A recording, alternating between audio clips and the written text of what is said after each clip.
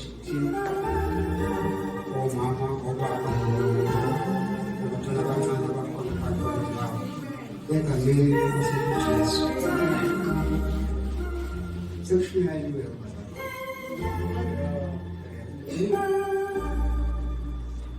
ukuba mngcoko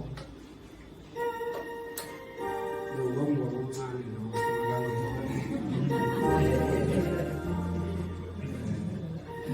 ngiyangaphakamisa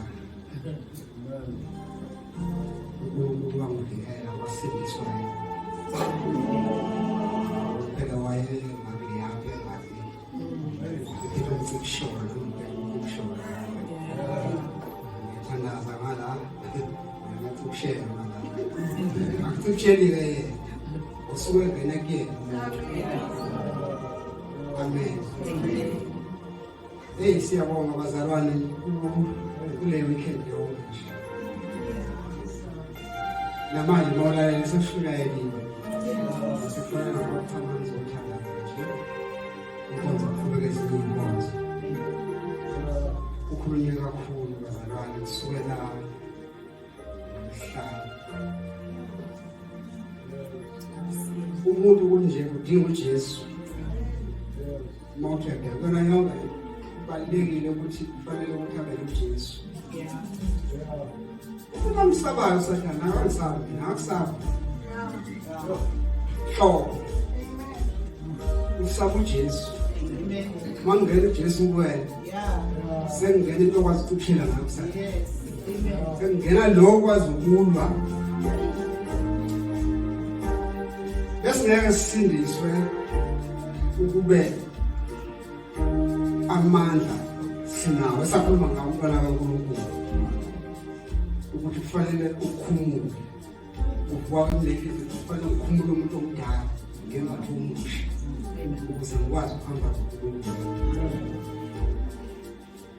Bengeke uyamsaba uJesu lombani okhona phakathi kwale ndawo akamukele uJesu. Impilo ke lapho yokuthi uSathana akwaje isona sikhathi ke leso uyathola angene empilweni yakho Jesu agcine bazalwane bami.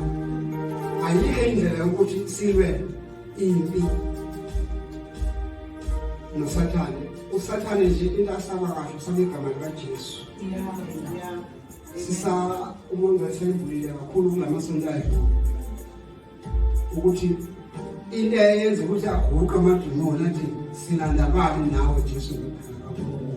Uyabo usayazi kodwa yazi ufuna ukuthi abhawe. Ayengeke azabhawe. Isho labo Paul ayengeke azabhawe. Wakhona abazakuzwa kwathiwa nina nova uPaul yamazi. Jesu wayengeke. Akukho uJesu emntwini.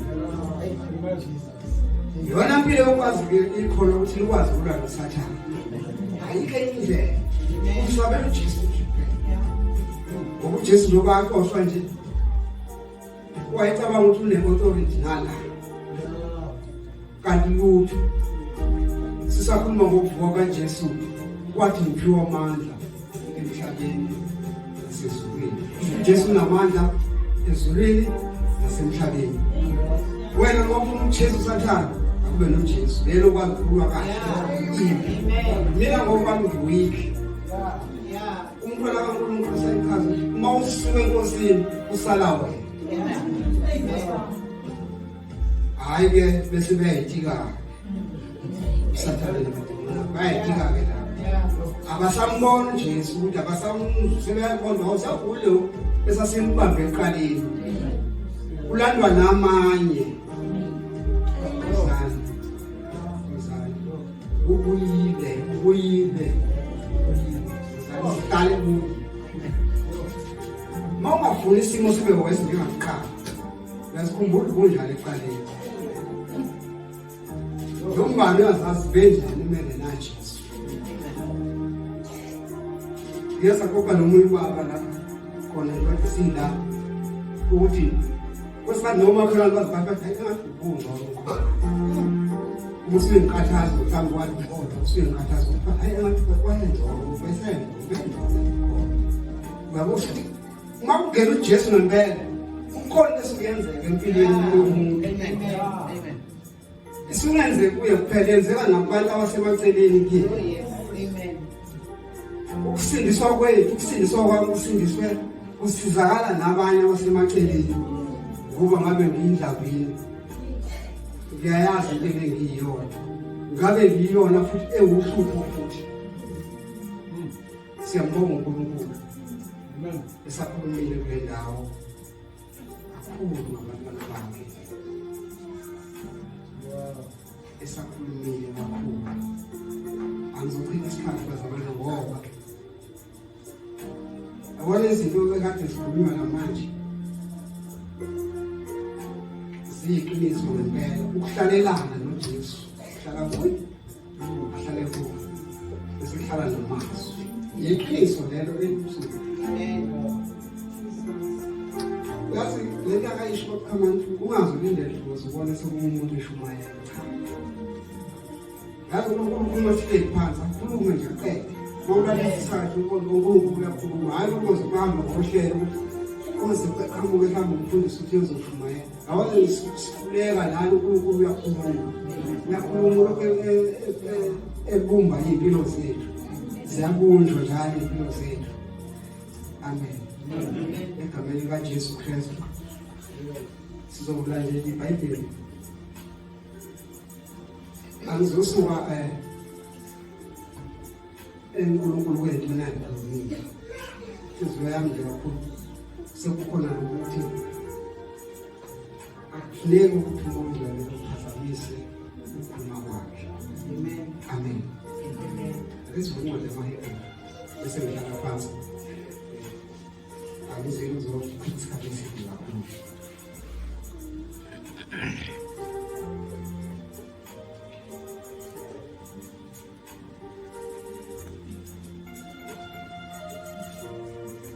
Isahluko sesishagalolunye, isahluko 12, chapter 12. No, chapter 9.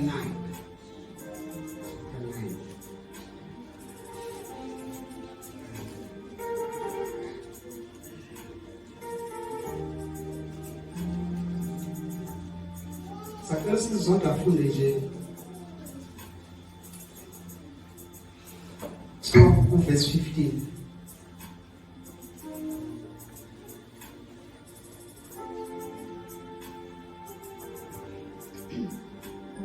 Hebrew chapter 9. Ngalokho-ke ungumlamuleli wesivumelwano esisha kuze kuthi ngokufa okungenxa yokukhululwa eziphambekweni zesivumelwano sokuqala ababiziweyo bazuze ifa eliphakade elathenjiswa. Ababiziweyo bazuze ifa lethu kwelithi, ifa elathenjiswayo. uJesu ongumlamuleli ukwazi ukuzilamulela. uJesu ongumlamuleli. Amen. Asiqhubeke. Ngokuba lapho kukhona iTestamente kufuneka ukuba kubikwe ukufa kowalenzayo. Ngokuba iTestamente lisebenza sekufiwe, ngokuba alize ningaba namandla esekhona owalenzayo. Ngalokho-ke isivumelwano sokuqala asiwiswanga ngaphandle kwegazi, ngokuba isikhulunyiwe imiyalelo yonke ngokomthetho nguMose kubantu bonke. Wayesethatha igazi lamathole nelezimbuzi kanye namanzi noboya obubomvu nehisopi wafafaza incwadi nabantu bonke, ethi lokhu kuyigazi lesivumelwano aniyale ngaso uNkulunkulu. Nethabanekele futhi nezitsha zonke zenkonzo wakufafaza kanjalo ngegazi. Yebo, cishe zonke izinto zihlala ubandlululwa ngegazi ngokomthetho. Ngaphandle kokuchitha igazi akukho ukuthethelela. Njalo-ke kwakudingekile ukuba imifanekiso yasezulwini ihlanzwe ngalokho, kepha okusezulwini uqobo lwakho uhlanzwe ngeminikelo emihle kunaleyo. Ngokuba uKristu kangenanga endaweni engcwele eyenziwe ngezandla, engumfanekiso waleyo okuyiyo ngempela, kepha wangena ezulwini uqobo ukuba manje abonakale ebusweni bukaNkulunkulu ngenxa yethu. Kungesikho futhi ukuba azinikele kaningi njengalokhu umpristi omkhulu engena endaweni engcwele iminyaka ngeminyaka ephethe igazi ekungesilelayo. Uma kwakunjalo wayemele ukuhlupheka kaningi selokhu kwasekelwa izwi, kodwa kalokhu ubonakalisiwe kanye ekupheleni kwezikhathi ukuba asuse izono ngokuzinikela kwakhe. Futhi njengalokhu kumiselwe abantu ukuba bafe kanye emva kwalokho ukwahlulelwa, kanjalo noKristu esenikelwe kanye ukuba athwale izono zabaningi, uyakubonakala ngokwesibili ngaphandle kwesono kulabo abamlindeleyo kube ngokusindiswa. Amen. Amen. Egameni likaJesu Kristu.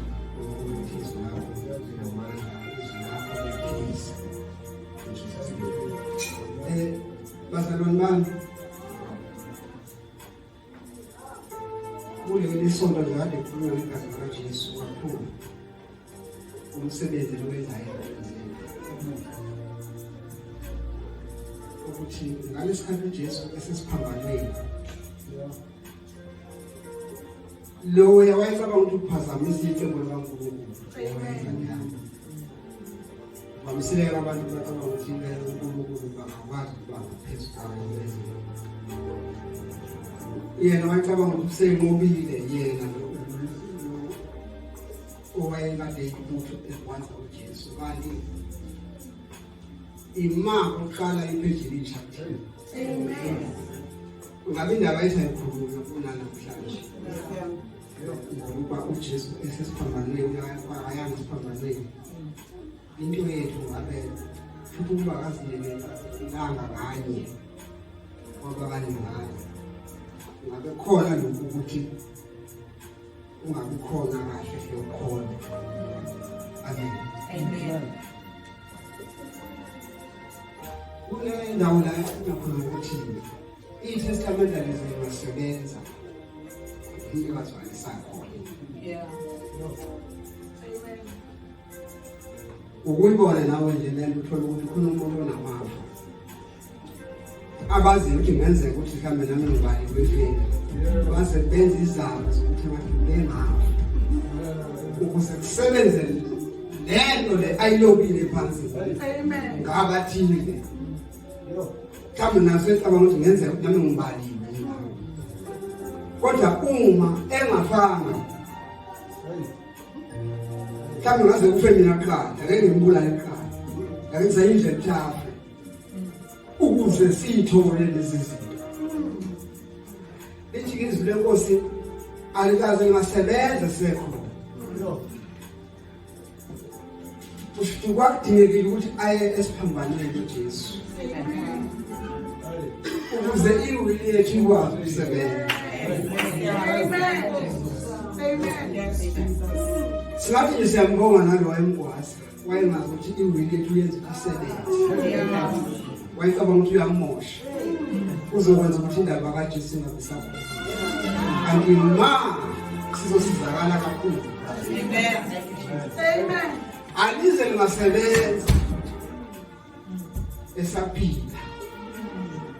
Isho kanje nje Nkosi. Naye uJesu ukuya kwakhe esiphambanweni mzalwane wami sizosindiswa thina. Yeah. Amen. Sithele igazi lokhamana sakhuluma ngale igazi lokufuna lesha enhlabeni nasefoshini ehlele kithi. Amen. Siza thina. Amen. masixoxa nomunye la ukuthi igazi ngendlela elibaluleke ngayo awuyakwazi ukuthenga ukuthi ngigazi funeka kube khona ephilayo Amen. ngoba nombani noma kuthiwa awukhona kodwa funeka kube khona ephilayo ngoba igazi lisho isivumelwano esithile. Amen. Amen. Ngithi akandlule kuyo le ndaba yegazi Nkosi yami kusazoqhubeka nenkonzo zami. Lisho isivumelwano esikhulu kabi igazi. Leli LikaJesu likhuluma into enkulu kabi empilweni zethu. Amen. Lapho ubaba unezi inkonzo ifike njalo ethi awekho amanye amagazi obandakanyeka kuwo. Mawufundiswa ukhona LikaJesu. Amen. Angeke ngifundele nendaba lapha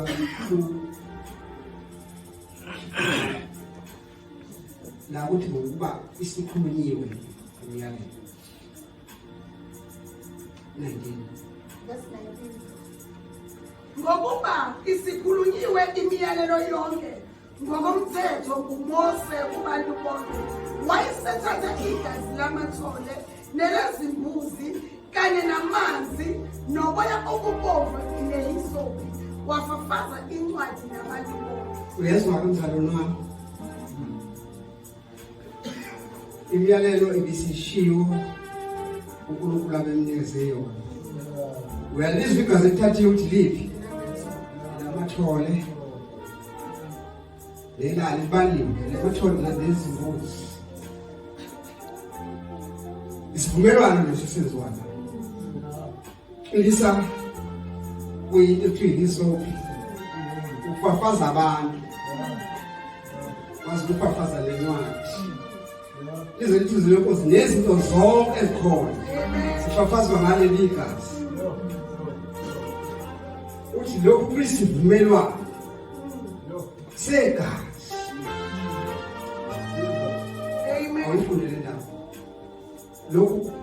lokhu kuyigazi lesivumelwano aniyale ngaso uNkulunkulu nethabanekele futhi lezitsha zonke lenkonzo wakufafaza kanjalo usho ukuthi dinga igazi yonke kwasetshenziswane igazi engelo lakhe ngoba izwi lenkosi liyaveza nompristi ubethi umeya angayi ngelakhe. Yeah. Amen. Ubengayi ngelakhe ubesebenzisa igazi lesilwane esithize ukuze kunjani athetheleleke. Mathi izwi lenkosi isha zonke izinto zihlanjululwa ngegazi. Injalo nje igazi. Amen. Ihlanjululwa ngegazi. Kodwa ayiphelelanga lapha indaba yethu. Ayiphelelanga lapho ekutheni igazi leli elalikade liyisikezelo sokuthi kuzokwenzekana. Ungami lapho ngoba uNkulunkulu ngomntolo kanyinto leyanto ayikhuluma. Lento eyenziwe etabeni esesinayo asikhathi uMose ethela abantu yayisho ngesikhathi sekusoka. Amen. Ungabambeleli Yeah. usala lithi lizwi lenkosi lithi uma yambuliwe yambulekela kuKristu indwangu yesu ungasale emuva hayi ngoba nawo igazi likhona ukusithi hayi ngoba nawo khuluma ngethole la cha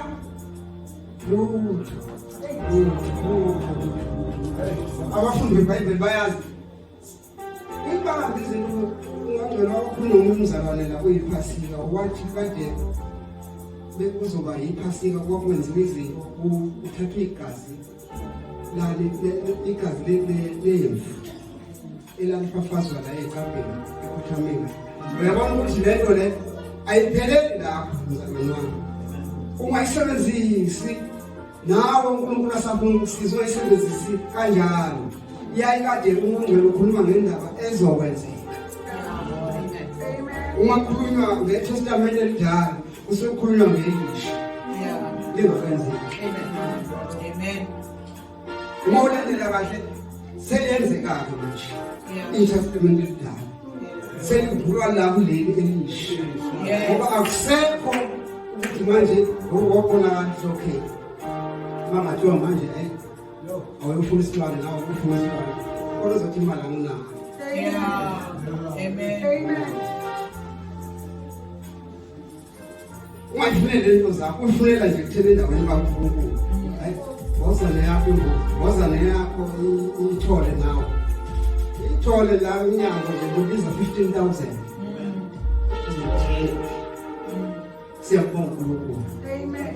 Uzothosa neyakho imbuzi nawe neyakho imbuzi unawo 3,000. Kuba uzonikela ngawo la ngakho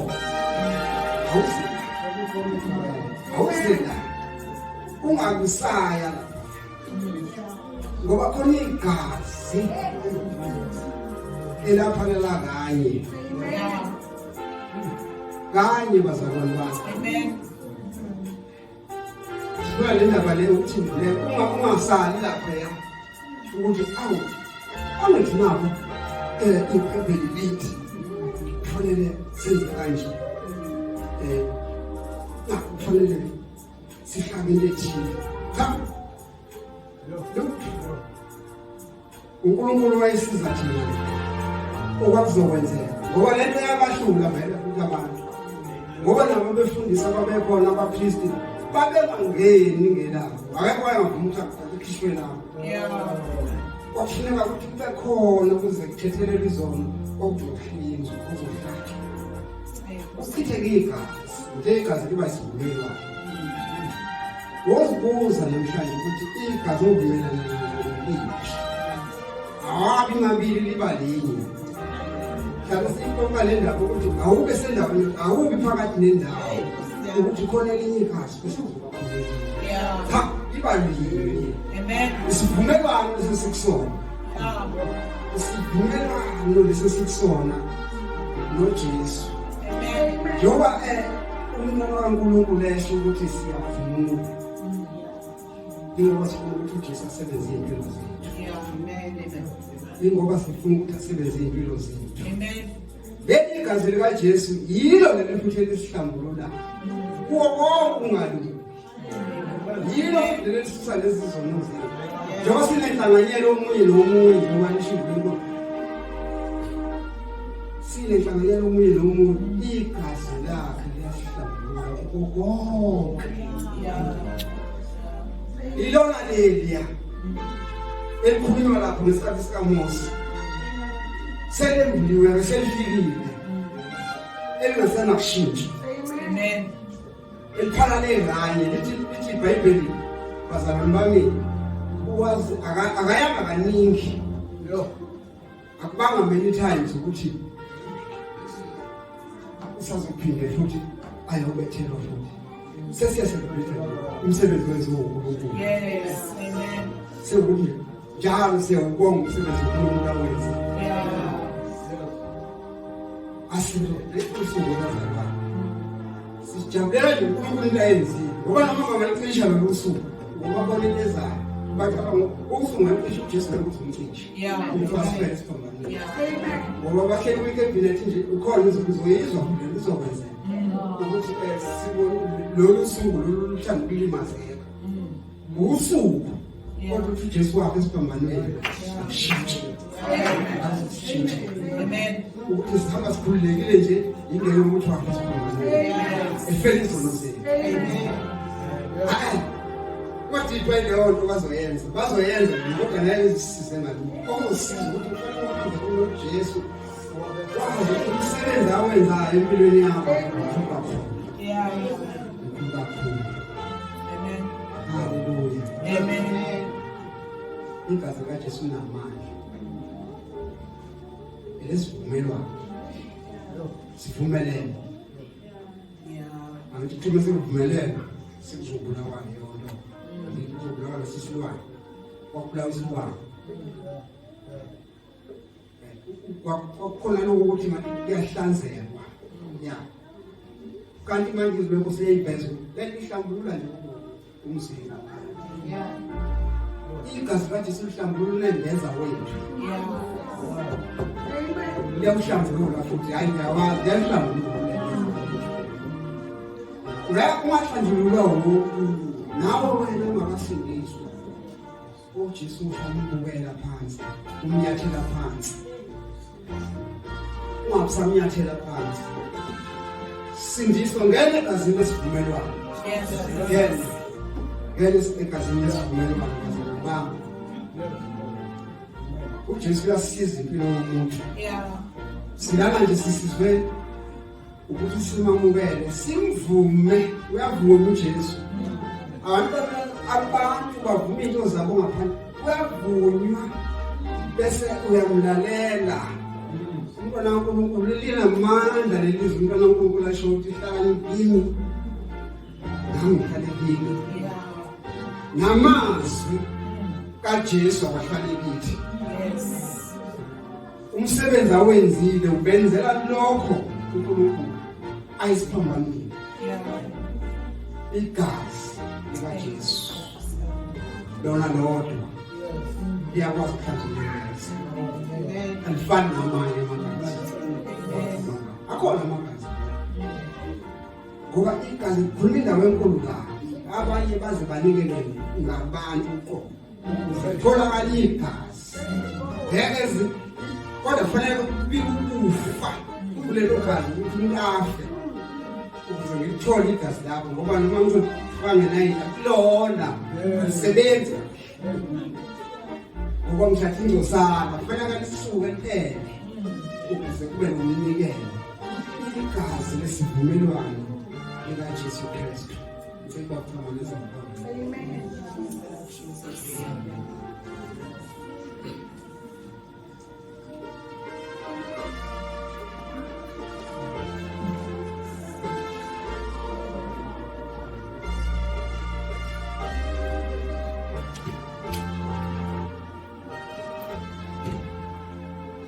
Igazi ngiyathanda lenkosi mangabe likhuluma ngokuthi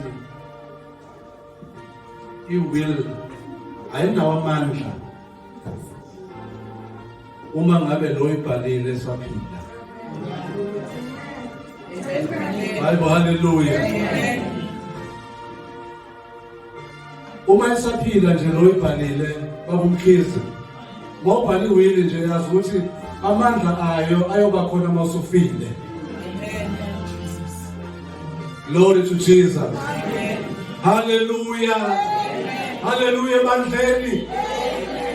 Wadingakala ukuthi ke manje ke ukuzeke lokho kubhaliwe emazulwini.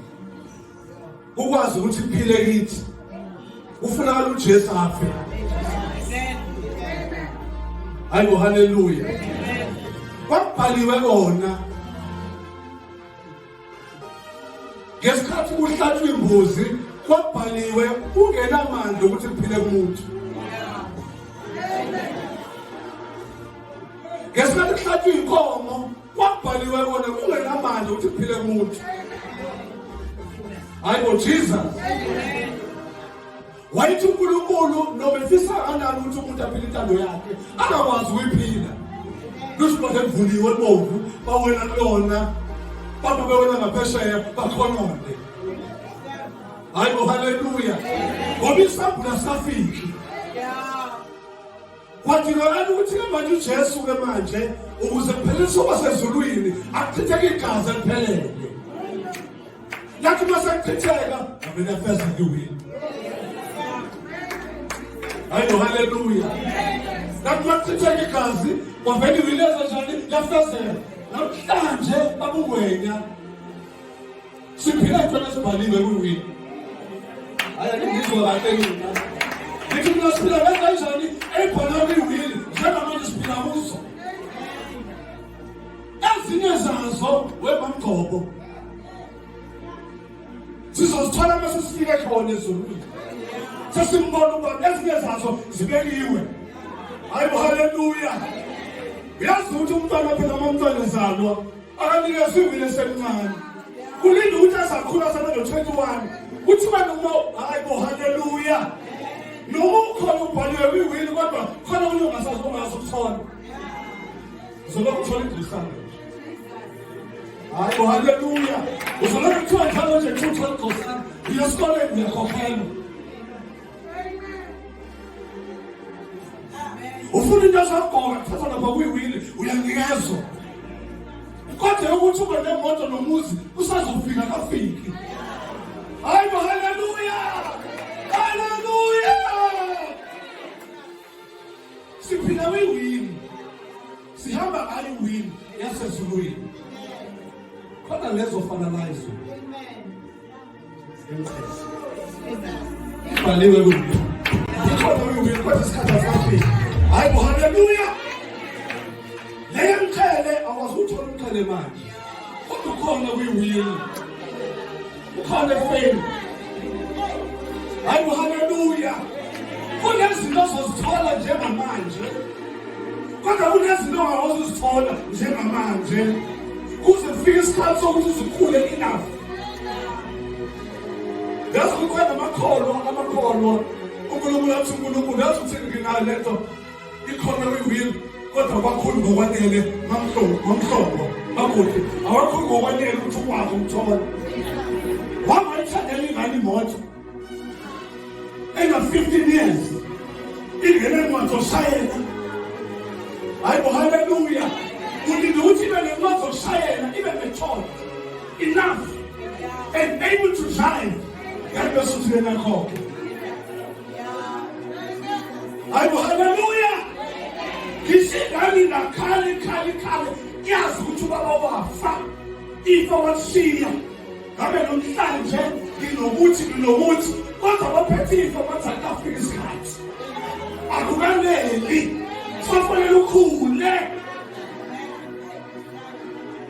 Haleluya. Likhona ifa. Amanye amafa afika ngokuthi uziphethe kanjani. Yazi abamdhobo. Elinye ifa libhewa ngokuthi uziphethe kanjani.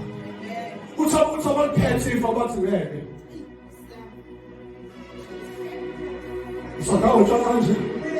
Sudani ifa mangafika kwena ngizobe kusangana ekhaya. Uzongena ngaphansi kwemoto. Ake sithi umanga. Hayi, haleluya. Ishe qualify kodwa khona bazothola no.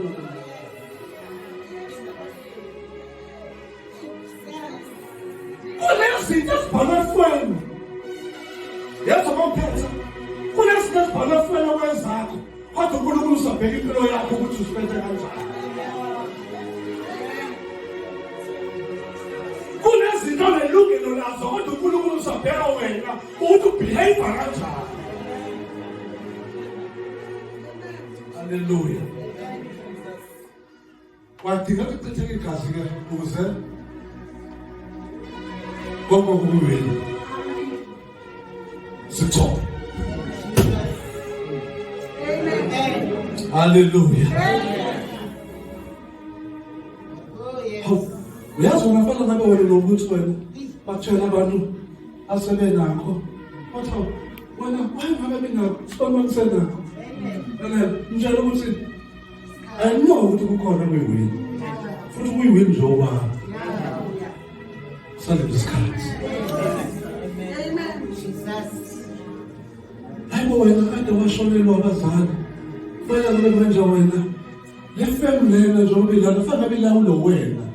Wena ufanga uphethe la family. I know. Ngoba ngibhaliwe khona kuyiwini. Kodwa isikhathi sokuthi ngiyiphatha sikafiki. Yazi uNkulunkulu umbonga ukuthi into ziyivile nazo ezakho. Usumbonga ngoba nakho usunazo. Mbonga esingakafiki because you know ukuthi zikhona kuyiwini.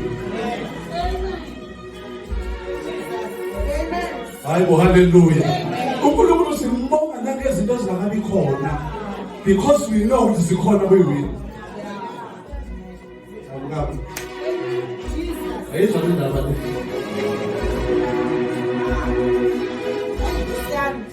Hayi, haleluya. I know ukuthi zikhona. Oh Jesus. Avela umunye ozalwe eqala bebetshot. Afike eqala kwistage sokuthi athole iwili. Kuvele ithwe nakho kwakho. Lo bhala kwiwili naye ongemuva kwakhe akakafiki. Kuthiwe kanjani wena uthola iwili? Lo engayitholile athi lo ngemuva khululeka isikhathi sakhe sesifike sino-21. Umethod enough, mina ngafiki. Ngiyeza kodwa ngikhona kwiwili. Hallelujah! uNkulunkulu asimbonge ezinto esinazo. Simbonge ukuthi zingabi khona because we know ukuthi it.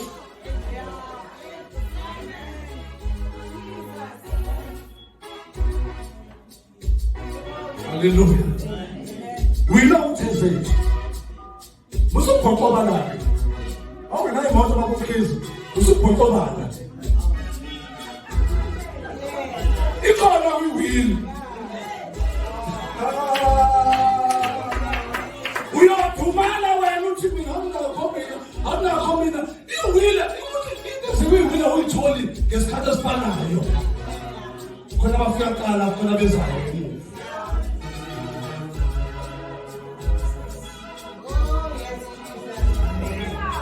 Jesus.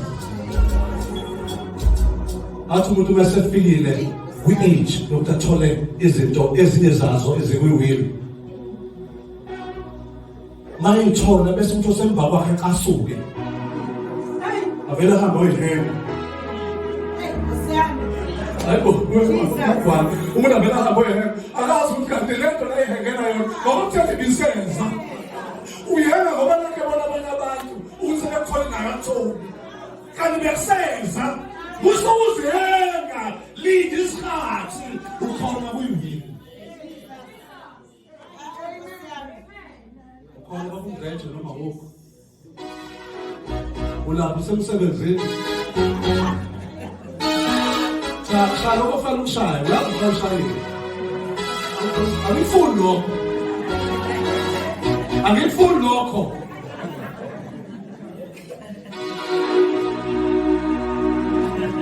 Wabazi ukuthi ufunani. Hallelujah. Hallelujah. Ngithi mina wenza njani? Ubhaliwe kwiwili.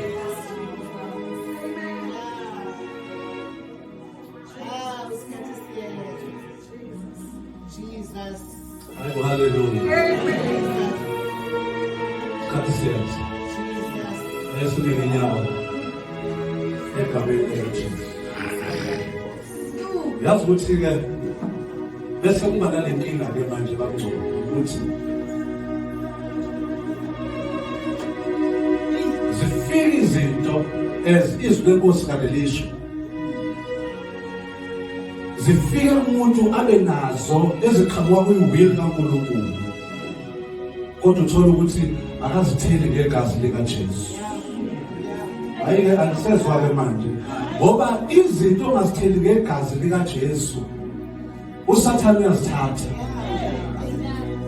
Ake kuthi mangabe uNkulunkulu esekunikeza into ezekwiwili bese ubuyela egazini likaJesu. Uthi inkosi zivela kuwe ngidinga igazi likaJesu uba lizibiyele. Haleluya. Ngoba ungaba nelungelo lazo kodwa uma ukhohlwe yini ozifike ngaye. Hayibo haleluya. Passover is not so. Let me waste. Igazi. Hallelujah. Kwathi mathiwa kubhaliwe la oMoses bebhala yonke impahla ikhona nabantu bekhona la eTabernacle kwafuneka kuhlatshwe igazi lathelwa kuyona yonke into. Hayibo haleluya. Manje igazi likaJesu ke manje lona seliphelele sokufanele lithelwe phezulu izinto. Lithelwe phezulu impahla zethu. Lithelwe phezulu abantwana bethu. Hayibo haleluya. Igazi likaJesu kufanele lithelwe phezulu impahla esinayo endlini igazi likaJesu. Awu haleluya. Emsebenzini osebenza kuwo into iphathayo mayithelwe ngegazi likaJesu. Hallelujah. Yazi ukuthi abantu asebenza nabo bengazi imanager phethe ukuthi usithele ngegazi. Ezokhuluma kuwe mamandiso ngegazi. Avelathi wathi unafana nabanye abantu.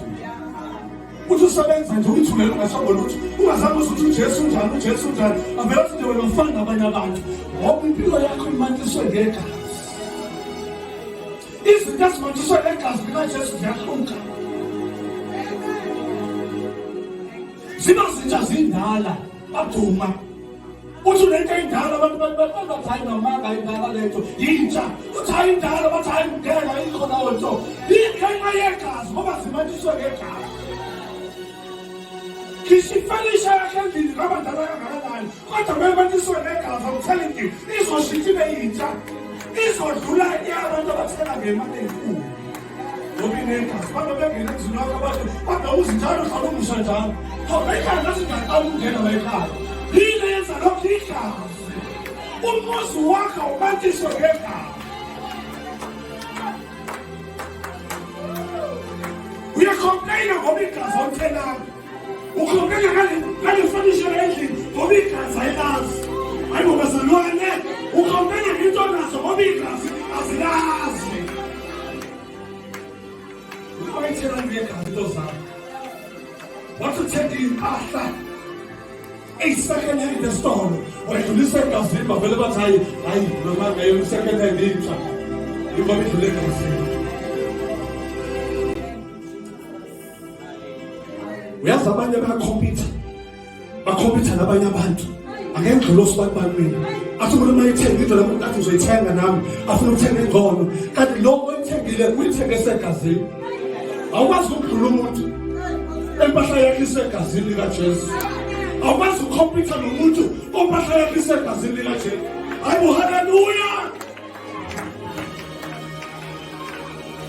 Abaphakathi yoba ngaphandle umuntu ufuna ukuphikisana nomuntu impahla yakhe ifake egazini likaJesu.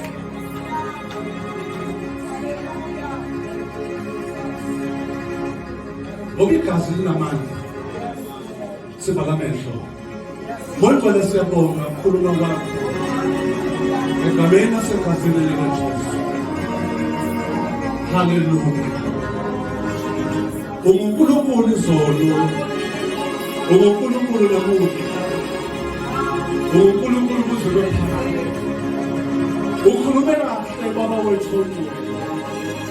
Ukuthi kufike igazi eliphelele. Elezimbuzi lalo mfanekiso wegazi eliphelele elizayo likaJesu. Manje sibonga leli gazi likaJesu. Siphila kulo sihamba ngalo. Sikhuluma imilomo yethu imantiswe ngegazi elikaJesu Kristu. Manje siyabonga ukuthi asikhokhela ngamali. Akukho mali esayikhipha. Kodwa wanikela ngalo babona amandla ukuze sisindiswe namadimoni babondwele nodinga imali yethu. Kodwa mayibona igazi ayabaleka ngisho singena mali abalekiswa yileli gazi likaJesu. Manje siyabonga. Thatha indawo manje. Isabantwana bakho sokuphile nabo. In Jesus' name. Amen.